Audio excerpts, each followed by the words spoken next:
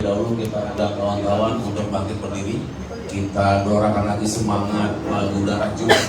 Karena kita ada di sini untuk senantiasa. Assalamualaikum warahmatullahi wabarakatuh. Salam sejahtera, Om Swastiastu, salam kebajikan.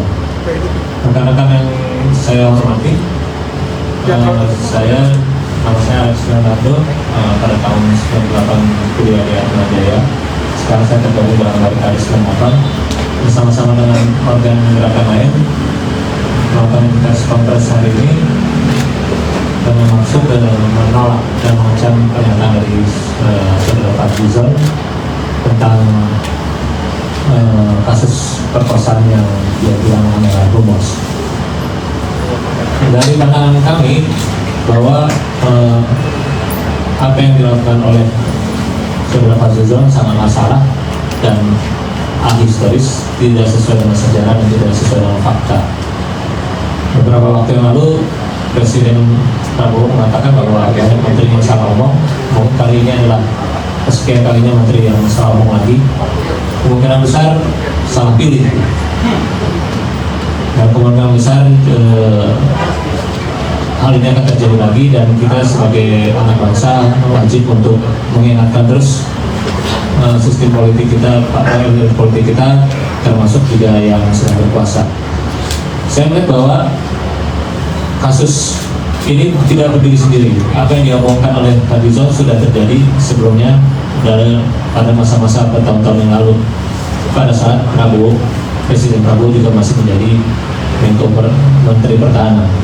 Yaitu saya melihat bahwa pada tahun 2022 sudah ada yang namanya tim penyelesaian pelanggaran HAM masa lalu non-judisial yang disebut dengan tim PPH, yaitu dengan Kepres nomor 17 tahun 2022. Di situ ada dibuat sedemikian rupa untuk menyelesaikan 13 kasus pelanggaran HAM, salah satunya adalah kasus Mei. Tapi kalau kita perhatikan bahwa penyelesaian itu tidak sama sekali tidak menyebutkan pelaku, hanya latar belakang, sejarah, fakta dan lain-lain, dan korban. Tapi pelaku tidak pernah, saya ulangi lagi, tidak pernah diungkapkan di situ dari 13 kasus pelanggaran HAM. Nah, disinilah kita melihat bahwa hal ini sudah sistematis oleh rezim ini sejak dari awal sebelum Pilpres, bahwa kasus-kasus ini akan dihilangkan. Sejatinya sebuah pelanggaran HAM harus ada 3 hal: pengungkapan kebenaran, baru setelah pengungkapan kebenaran ada rekonsiliasi, lalu ada kompensasi atau rehabilitasi terhadap korban. Tapi ini tidak sama sekali, dan menegasikan Undang-Undang Pelanggaran HAM tahun 2000.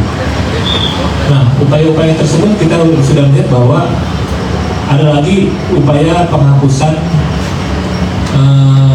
sejarah melalui pembungkaman orang tua dari korban penculikan.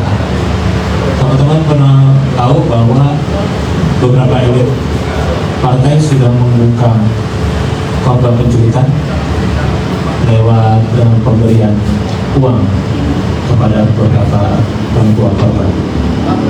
Kedua juga penulisan ulang sejarah. Ini juga yang kesekian kali sejarah sudah mulai dibelokkan dan fakta-fakta sudah mulai dihapus. Dan ini pelakunya sama, penghapusan sejarah itu dengan yang sekarang kita sedang bicarakan. Kemudian juga dengan yang terakhir adalah ucapan dari salah seorang yang bernama Fadlizon mengatakan bahwa perkosaan adalah humor. Buat kita ini sudah overrating, sudah over omongan, apalagi kapasitasnya sebagai Menteri Kebudayaan sama sekali tidak ada hubungannya dengan kasus yang dia omongin.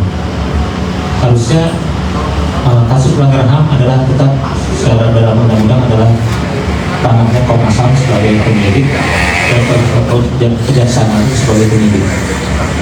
Nah, kita juga melihat bahwa Kementerian HAM yang dibuat hanyalah untuk memberikan menutupi fakta-fakta sejarah. Sampai sekarang tidak ada yang mengungkap dari Kementerian HAM sama sekali, wamennya, menterinya, dan lain-lain.